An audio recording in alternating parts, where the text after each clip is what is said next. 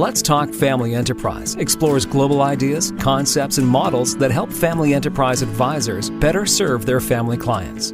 Brought to you by the Family Enterprise Exchange. All views, information, and opinions expressed during this podcast are solely those of the individuals involved and do not necessarily represent those of Family Enterprise Exchange or its employees. Hello and welcome to another episode of the Let's Talk Family Enterprise podcast. My name is Steve Legler. I'm excited to be your guest host once again. Today we're going to be talking about family business myths and the hero's journey and how we can learn to use them to better understand our family business clients.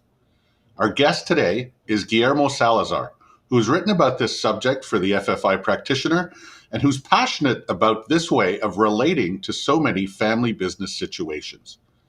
Guillermo is the founder and managing director of Exaudi Family Business Consulting in Houston, Texas. I've known Guillermo for a few years through the Family Firm Institute. In preparation for this podcast, I went to check his LinkedIn profile and noticed that we have over 500 mutual connections. Wow, I guess we're swimming in the same global family business community. We've got a lot of ground to cover today, so let's say hi to Guillermo and kick things off. Guillermo, thanks for joining us today, and welcome to the Let's Talk Family Enterprise podcast. Thanks very much, Steve, for this invitation. I'm very excited to be here. Well, I'm glad you could join us because your topic is intriguing to me, because about the myths and the hero's journey sounds like a really compelling thing for family business leaders, and the whole way it all ties in with storytelling. So why is this so important for business families? Yes, this is very important, and it's all related with the way that we human beings think and feel about our reality and about our identity as human beings. So the importance of the myth is something that one of the first specialists in this matter, who was Antonio Ferreira from Palo Alto, he was the first to coin the term family myth, and he identified this as a practical tool for the families to keep the mechanism of cohesion of the group of the family. So the myth is a convention that is installed in the unconscious of everyone in the family, of every individual, that there are so things that are accepted, and there are no ways to discuss about the evidence, or despite the evidence, everything that they could identify as something as a truth. And this is the way that families keep together and prevent the system from the threat of disintegration or chaos. So this is very important because this is what prevents to the family to harm itself. That's the importance. That's the level of importance of a myth. Okay, so let me just back this up. So the overall subject here are family businesses that transition through the generations, and you're talking about how storytelling and ways of storytelling and the importance of bringing the story out is an important element in keeping families together through the generations. Did I get that right?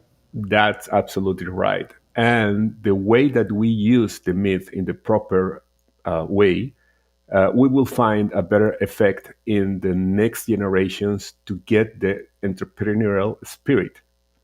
So that's the most important part of the myth in family businesses.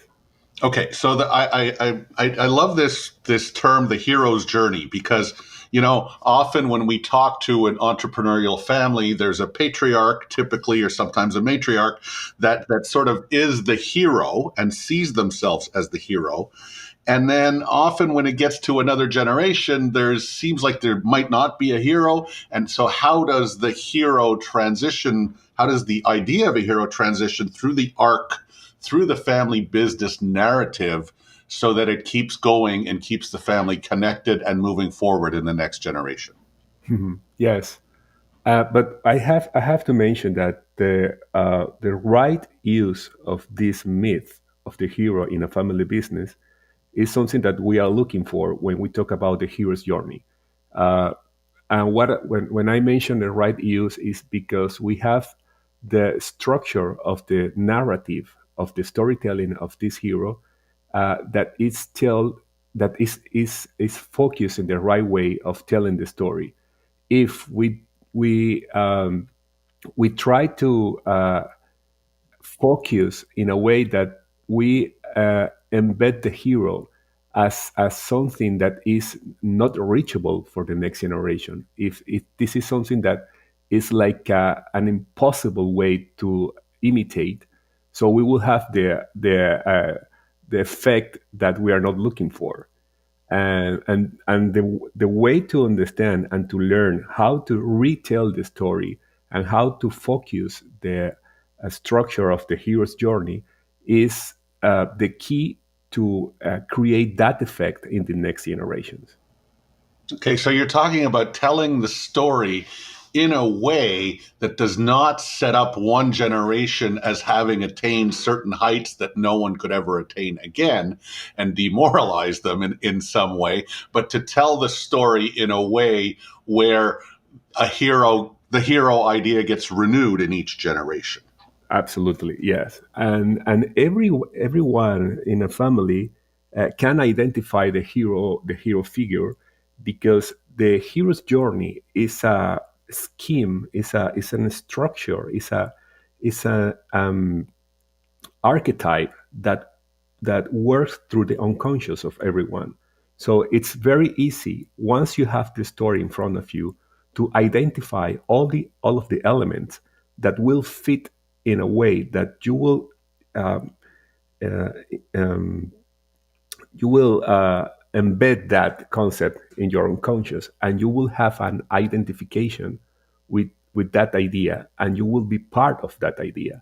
So it's a very powerful tool for create identity in the family system, and to inspire the next generations to go for it, to be part of that story, and to create a belongingness of this important part of what a family business could inspire to the rest of the society. Okay, let me just position this podcast is the main audience for this podcast are the FEA community, which are the family enterprise advisors, of which there are several hundred, mostly across Canada, but who work with business families in different capacities and are always trying to find ways where we can add value and serve our clients and be resources for these family business clients. So I'm trying to figure out, is there a way where we as advisors, when we come to a family might not be doing this on their own, but this could be something we introduce to them as something they could be doing. Is there a way for us to use our connection to a family to sort of get them started on this kind of important journey? Yes, absolutely, absolutely. I mean, there is a connection between the hero myth and the entrepreneur model as an engine of change in the cultural system. So if we follow what the expert of storytelling of this hero journey model tell us, there is a map, there is a route on how to tell the story in the right way. What I say is, if we follow what Joseph Campbell said in his book, The Hero's Journey, The Hero with a Thousand Faces, which is the main, I would say, is the most important book that influences in the philosophy and way of seeing life in the 20th century. If we follow that path, which is a path with 3 stages and 17 phases, we will see that there is a right and proper way to tell the story of the hero. And the way that you rewrite or retell the story following those steps will help us as advisors to our clients to see what they have in their history. And this is a way to rebuild the narrative that they share. If we help them to rediscover what they already know, this is something that absolutely will help for them to understand what they need to do in order to change whatever they need to change. Okay, I think I'm finally catching on. It's this is an idea of taking historically significant ways of telling stories that have been going on for hundreds of years, and that many Hollywood movies follow the same. It's kind of like a formula that of a great way to tell stories. And if we can sort of help our family business clients understand this formula to tell their own story, it can be more compelling and it can bring more people in, and more people can understand and buy in and feel a part of the family and understand how the story can continue in their generation. Did I get some of that okay? Yes, that's exactly the way to say it. Again, I want to go back with this idea of taking advantage of the work of Joseph Campbell when he published The Hero with a Thousand Faces. Because he really revolutionized the how do we understand the story. He combines all these psychological elements, and those elements are based on the work of Carl Jung. Jung, he really discovered how symbols and archetypes work in our unconscious.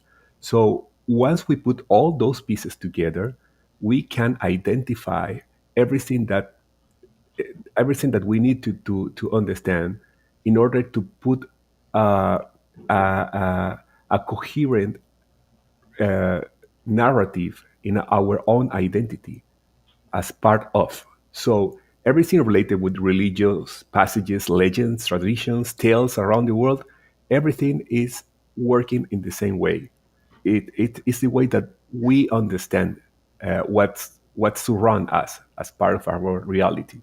So Joseph Campbell studied all these stories through history and realized that they follow a certain pattern.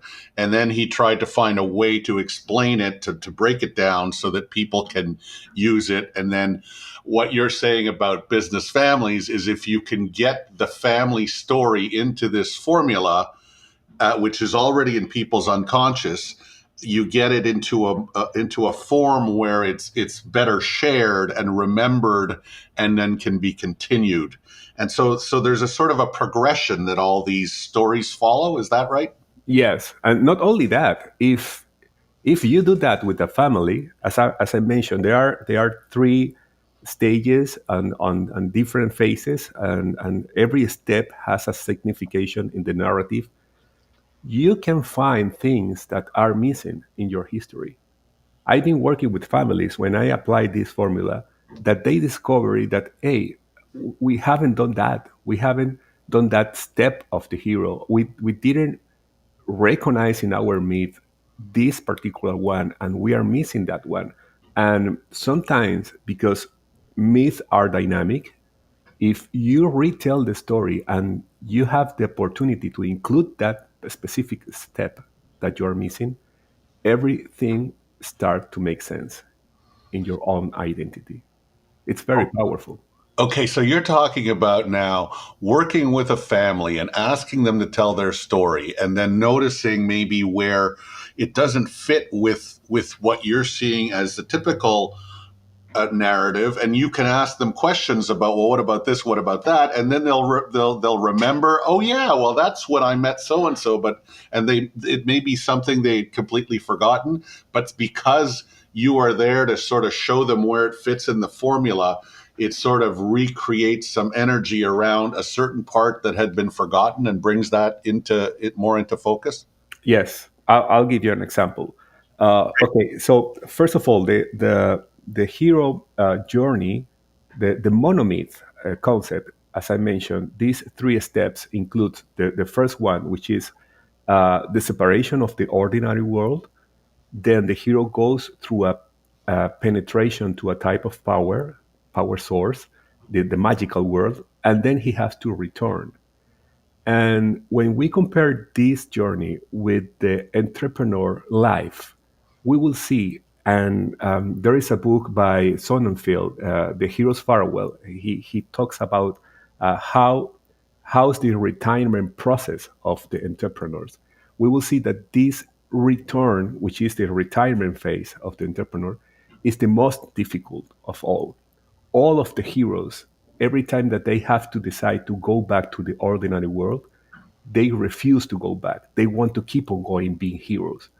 So there are certain conditions that the hero puts to return to the ordinary world. The first one is that he needs to be recognized somehow. He needs a medal. He needs Mhm. a recognition, a trophy, something Yeah. that tells you are the one. And the other one is that he needs to leave a legacy. And somehow there must to be a document or a documentation or record of that what I did it was something good for my family, for my society. So if you don't have those elements, it will be very difficult for the hero to return, to retire. And if you are missing those pieces and the hero doesn't want to return, he will become in something different, which is a tyrant. Every time that we see those founders that don't that they refuse to retire, they become tyrants of the system.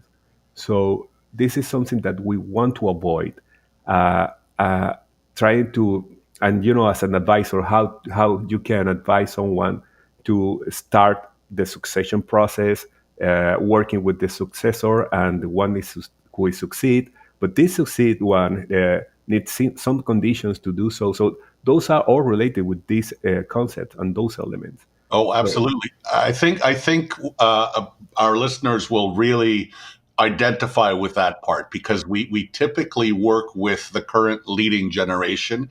We typically work with people who are planning for a transition where they are doing something that we might qualify as an exit in some sort, and there's always some things that are stopping them from wanting to do that. And you're highlighting a couple of them. So one of them is to recognize them, right? yeah, And they need to be recognized and they need to have a legacy.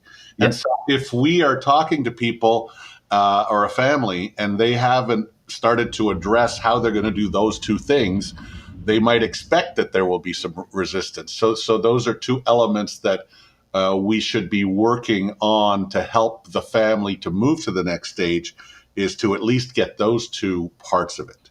yes. And for example, I have that family I was working with last year. The leader, the founder, he died. I think it was like 15 years ago, and he was a hero of the family. He was the founder. He was the one who created all the fortune that they share. And when we retold the story that they already know, but with this structure, they found that they were missing that recognition of the father figure of the entrepreneur and the legacy part. And they start to work on creating a documentation of what was the work of the father. How did he contribute to the society? How he create this incredible enterprise, and all of that information that was basically lost in their memory.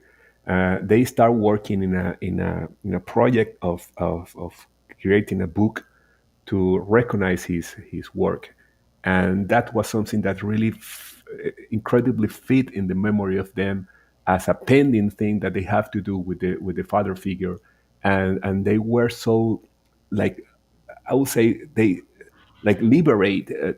There was like this relief feeling that they were doing the right thing because now all the pieces were in the right place. So that's the kind of things. That's when we've been talking about this, I always assume that this is something you need to do while the person's still alive. But you're telling me that even afterwards, if the story doesn't include that part, you can still do that part afterwards. And in fact, you're telling a story about a family who didn't do that, and when they finally did it, they felt the relief. That's That's I get it, but it was unexpected that that was part of it. So this is really powerful stuff. Yes, yes, absolutely. Because as Campbell mentioned, if you want to create a myth, you will need at least 3 generations. And probably you will have one of the first members of the first generation that will be no longer around, with the third generation will be in charge of leading this project. But once you have created the myth, you can retell the myth the way that you need, because the one of the main functions of the myth, and one of the main characteristics. You can reshape it in every generation. Every generation can retell the myth the way that they need to do. So that's the way that it travels through. Okay, so by telling the story or working the story through this formula, there is a way where it's self-sustaining, and it allows it to repeat through the following generations. That's a concept that I could get my mind around, but I don't really understand how it works. Can you help fill that in for me? Yes, I mean, we have to understand that the myth and the stories has a function, and in traveling through generations, and it's not always related with the accuracy of the history. What I mean with that is that, for example, let's think about the Spain in the 11th century. They used to tell stories to the troops before they go to battle, and those stories were telling stories about the heroes, and how, for example, the Castilla army have never failed. They have never lose a battle in 2 centuries. Maybe that wasn't that accurate. Maybe they really lost something in the past. But the way Right, that they retell that, I will assure you, if I were a soldier, I won't be the first to lose, because right. I'm inspired, because I believe in that. So that's the way that we use the myth for. And they go to the battlefield thinking on that. I won't lose. I won't be the first one. I can I can be the first one. So that's the way that we use the myth. It doesn't have to be very accurate with the history, but if we are good enough to retell the story in a certain way that it's we are not lying, but we are telling you things the way that will inspire you, and that's what we are looking for. We want to inspire you. So this is about keeping the family history alive. And there's an old adage that what is it? The victors are the ones who write the history. So the family can sort of reshape and retell the story in more useful ways than they may be doing now. Yes, yes, and as an element of making tributes to your ancestors, which is something that is very important to, and try to be fair enough to recognize the good things over the bad things that they do or they did. So yes, this is the way that we reconcile with our past and build our future. So it's about creating the proper narrative for communicating with all the stakeholders in a useful way that motivates them and keeps the story alive and keeps the family moving forward. Yes, and you have mentioned it, stakeholders. I mean, I've been interviewing members of the business that doesn't belong to the family, and if as a family you have done the right thing on telling the story to the rest of the system, it's incredible the way that people works under inspiration. They talk about the founder. They talk about the all of the things that the family have done, and all the success of the business, as and they feel that they are part of that, because they are inspired. That's the difference. That's the difference. Inspiration and motivation are two different things. You can have motivated employees, and that's okay. But when you have inspired employees, you have something that is very, very different and very strong. And that's what storytelling do. And that's important. Like that's something I think we all understand, like in our minds. But this is more than that. This is, you're talking about employees of a business who are not family members, but who are nevertheless inspired because they are working for a family business where the family has created this not just motivating but inspiring idea of being part of it. And and that's what keeps, family businesses are always well trusted and have a great reputation in many communities. And I guess that's all part of this. And I guess the ones who don't do a good enough job of keeping this alive risk, falling to the side. And so it's important for every generation of the family to keep that narrative alive. Yes, and marketing guys know know how does it work. I mean, if you want to create brand, you have to tell a story, and when you connect with the public with this story, you will have a powerful brand, and that's the way that they use the same tool to inspire the rest of the consumers of the your clients, your everything that is related with the business. So it's basically the same. I think we went through some period of time, maybe a few decades ago, where being seen as a family business felt kind of like a negative, that, oh, you're just a little family business. But I think that's changed in the last little while. And I think that some of the bigger family businesses have sort of taken advantage of their familyness, and it's become more in vogue. And maybe more families should be taking advantage of this and working with their marketing people and working on the family angle of things. And it sounds like this hero's journey is one way they might be thinking about doing that. Mhm. Yes, it's. I mean, if families are conscious of how important this is for them to shape the future, and they start doing this as part of the way of keeping together the family, they will find a perfect and a very original way to inspire not only the family but the rest of the stakeholders, shareholders, employees, clients, providers, everyone around the story of the hero. But it starts with the family, though.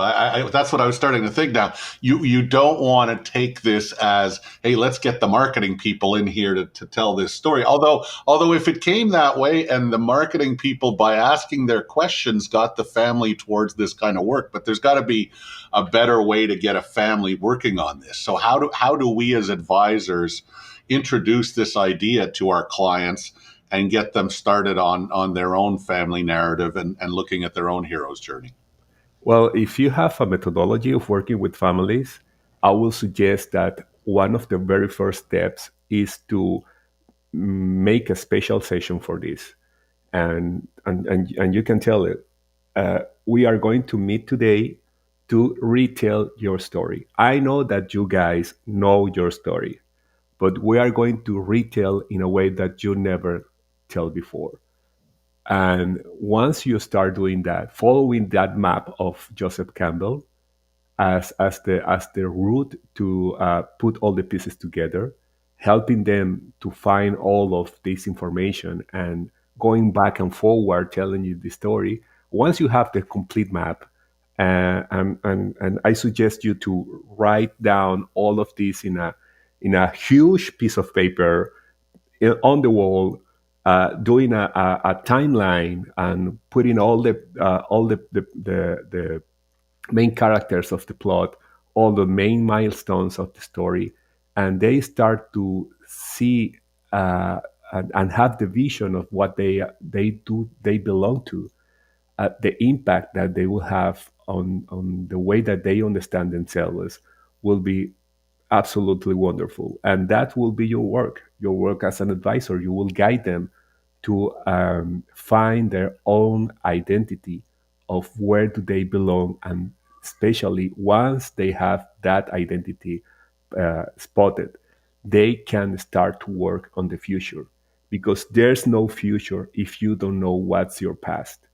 That's absolutely that way. The only way to see the future is when you see the past. You use the same tools, you use the same part of your brain to remember than to imagine. You have to use the same tools that you have to create in one way or other. So that's why it's very important to integrate this this structure of your past, because this is the way that you will create a more believable future of yours. That's incredibly profound, and I wish I would have known about this a couple of years ago. I've had the privilege of sitting in a room where, the current generation is sharing some of the history with their children, and seeing their eyes light up, and seeing how fascinated they were to learn about new things. And it feels now like it was a missed opportunity for me to actually take that, which was already a very good experience, and turn it into a greater experience. But I won't make that mistake again. Guillermo, this has been great. Unfortunately, we are getting to the end of our time together. And I've got a couple of final requests of you before we wrap up, which we do with all of our guests. So I want to ask you for one book recommendation, although I think I have an idea what it might be, or there's maybe a couple of them. And then one piece of advice from an advisor to other advisors. So can we start with a book recommendation? Okay, yes, as you can guess, I will recommend this one. It's a classic. I like recommending classics. I will recommend you two classics. Okay. The first one is the one I mentioned before, by Joseph Campbell, The Hero with a Thousand Faces. Most of my friends here in the US, they say that they already have that book in their shelves, but they don't remember they have that one. So you probably have that book in your shelf, or your parents' shelves. Yep. It was the first edition was in 1949, so it's been around our own mythology since then. And the other one I will recommend is one written by Jeffrey Sonfield, The Hero's Firewall: What Happens When COOs Retire, which is a masterpiece of this most important part of the hero's journey. How do they return to the normal world? And it's a book of the 80s. It was published in 1988, but it's a compilation of 17 different cases of most of the most important CEOs of corporations in the US that got into retire. So those two books, I think that it will help you to understand most of the things. We will put a link in the show notes to those. I do have the second one, and I've read it. It's in my Kindle, not on my shelf, but I do have it. Okay, so Guillermo, one piece of advice from an advisor who's worked with lots of families to other people who are working with families, probably many of them with a bit less experience. So what kind of piece of advice can you give us? Well, I would say that something that had helped me to connect with the essence of the families is precisely storytelling, helping families to rediscover their own story is something that I would try to do on the first steps of working with a family. It helps you to understand them, and it helps you to connect with them.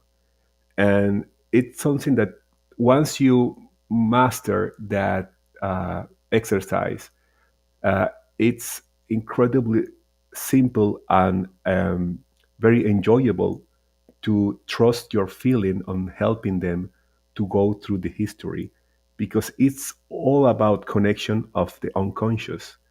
And once you make conscious what is unconscious, you will start to have control of your future. And that's what I will tell you. Trust your feelings, help them to tell stories, and you will have a more enjoyable relationship with your client. And what a great way to develop, like you said, the connection. And we're all trying to be the trusted advisor.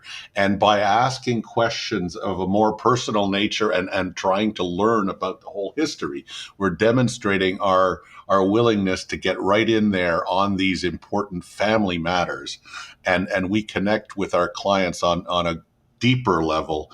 And that will serve us well in our reputation, in our work with those family members. Uh-huh. You're right. Awesome. Wonderful. Well, that flew by as usual. Guillermo, thank you so much for joining us and sharing your expertise with our audience. Listeners, if you haven't already subscribed, please do so. Make sure to never miss any of these episodes. Thank you again, Guillermo. Thank you, Steve, for the invitation, and my pleasure as always. All right. Thanks for joining us. I'm Steve Legler, and we'll see you next time.